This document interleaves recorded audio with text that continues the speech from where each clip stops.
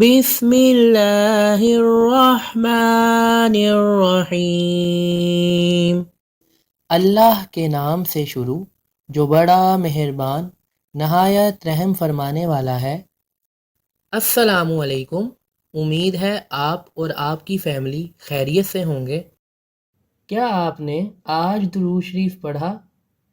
اللہم صلی علی سیدنا محمد وآلہ وصحبہ وسلم۔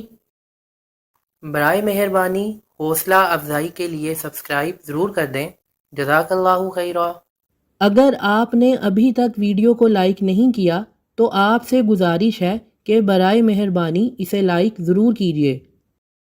حضرت عبداللہ بن عمر رضی اللہ عنہما فرماتے ہیں، اللہ کے رسول صلی اللہ علیہ وآلہ وسلم صبح شام یہ دعا مانگا کرتے اور کبھی ناغہ نہ فرماتے، اللہم انی اسألک العافیۃ فی الدنیا والآخرہ، اللہم انی اسألک العفو والعافیۃ فی دینی ودنیای واہلی ومالی، اللہم استر عورتی وآمن روعاتی، اللہم احفظنی من بین یدی ومن خلفی وعن یمینی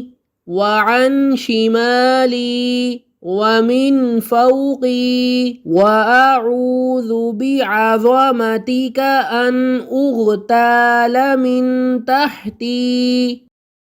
اے اللہ، میں تجھ سے دنیا اور آخرت میں ہر طرح کے آرام اور راحت کا سوال کرتا ہوں۔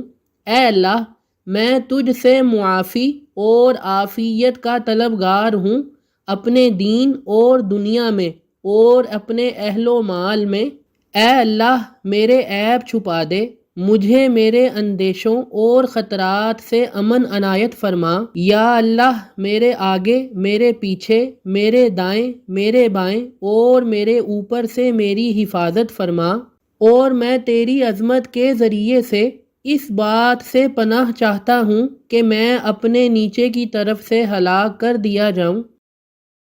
امام ابو داؤد علیہ رحمہ نے بیان کیا، جناب وقی نے کہا کہ اپنے نیچے کی طرف سے ہلاک کرنے سے مراد ہے زمین میں دھنسا دیا جاؤں۔